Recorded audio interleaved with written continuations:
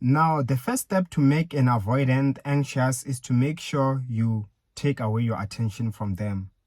In general, anyone whom you pull your attention from, by default, they begin to want more of it. Whatever a person does not have, they want it, right?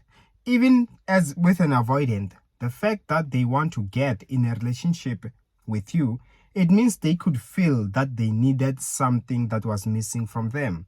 So, but then if you give them an attention and they seem not to appreciate it, they seem to be getting overwhelmed by your attention, your answer is just right in front of you. Remove your attention. Yes, you don't have to remove it entirely, but minimize. The more you realize that the more you give them, the more they pull back, try to do this, and they're gonna now start to. The only person who won't follow you around is someone who is not interested entirely. So this is the first step into making sure that an avoidant becomes anxious.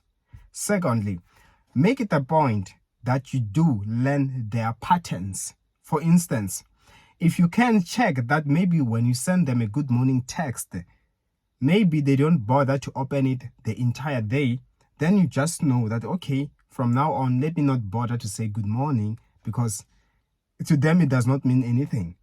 And the more you stop, the more you don't do what you know that it's not like they see it makes a difference to them, there will be a time where they begin to complain and be like, nah, it's been the whole day, not even a text, where are you? Listen, the moment an avoidant complain about your attention, it means now they need it. And before you can give them that attention, begin to realize what is it that is making them to complain, or what are they complaining about.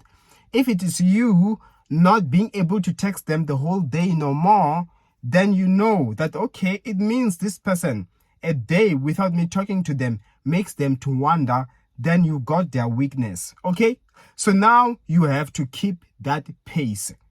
Of course, maybe you might feel like if I do more of this, they will end up getting turned off, they're gonna get angry, right? But then minimize it. Check the way you were doing it initially that pushed them away, and then say that, okay, let me minimize. So by then, if you realize that even though you minimize, they still do their thing, they only want their attention when it suits them, now take it off entirely and just tell them, no, be straight with them. Sometimes you don't respond, so I won't bother with a good morning text. You text me first, and then I'm gonna text you, because come on, like, it's not that I'm angry, I just understand that maybe to you, you happen to be busy and stuff. But then if they are to clarify that, no, sometimes I get busy, but I normally make sure I respond whenever I get time, then at least in that department, you know that, okay, even if they take time to respond, for me to say good morning, it means a lot. So the only thing that you avoid at that point is to send a good morning text, and when you see that they are not responding, for you to now double text or call them or start asking, where are you, why are you not responding? No, those things are just gonna drive them away. Send one text and you're off you go, you're done. Until they respond, you don't send a second text. Even if they go the whole day, whose last text was sent? It is yours, right? So yes, the only person now who has a responsibility to respond is them.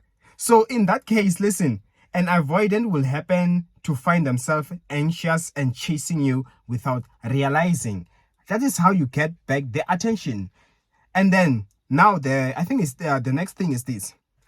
Make it a point that you don't bother updating them what you get up to. For instance, if you do post on social media, but you know that this person it's not like they do share about whatever they're doing when not with me. And even when I tell them that what I'm up to, it's not like they really care. Listen, make it a point that whenever you go out, you do post, and you don't even tell them always, unless if they asked. The fact that now you are out, you seem like you're having fun, you know what's going to happen when they see those notifications? They get to feel like, okay, you are living life without them. And where are you? Remember, if someone does not know where you are, they begin to ask questions. In fact, when you see someone happy in general in life, you feel like you want to have a piece of whatever they're doing. If you can see somebody posting on a vacation, we all feel like, wow, I wonder where they at. The food seems to be nice. And an avoidant, when they see such, remember, they are not invited. You didn't bother to invite them. Okay? Now, when they see that you are happy, when they see you are out, now they start to wonder, where are you? Who are you with? Maybe they should have come along. Maybe they should have taken along. And then avoidant begins to worry. But and the insecure part will also creep in. You know what I mean? Like, what if they are with somebody else, another opposite gender? You know what I mean? So that will make an avoidant by default to be anxious. Okay? And the other thing that you must do, make it a point that the bottom line is, you don't force them into anything that they don't want. If this person does not appreciate so much of spending time with you, stop asking to spend time until they ask you first. If sometimes you see that they keep on coming with excuses when you want to spend time with them, avoid doing such. And you can only manage if you still want to. You have hope that your relationship can be normal, isn't it? So the more you don't ask and still live your life independently without them, and avoidant on their own, they get to see that you don't need them as a crunch in your life. You can live alone, you can be happy alone, and without having to even complain about it. Because you know what? The moment you complain, okay, I'll have my own happiness, I don't care about you, deep down, the person in their mind, they have registered that you are frustrated because you need more time with them. And in the back of their head, they feel like, oh, come on, no, I don't have time. I'm so busy. I'm not in the mood. You got what I mean? So even if you post, even if you do things, they think you're doing it only to prove a point, because you are bitter, because you get what I mean? So don't give them that satisfaction.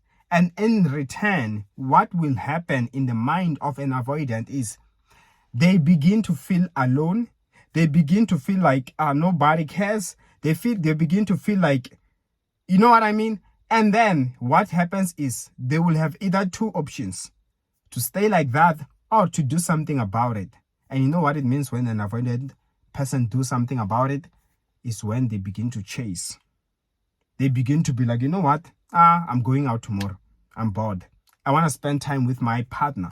I want to spend time with, and on its own, they begin to worry and they begin to initiate, and you realize you no longer even notice that you are dealing with an avoidant, because then in return or in turn, they will begin to do most of the work while we are well seated. So that is how you make an avoidant to be anxious. I hope this was helpful. I have more videos like this. Like, share, and subscribe. To book a consultation, my details are on the comment section below. See you next time.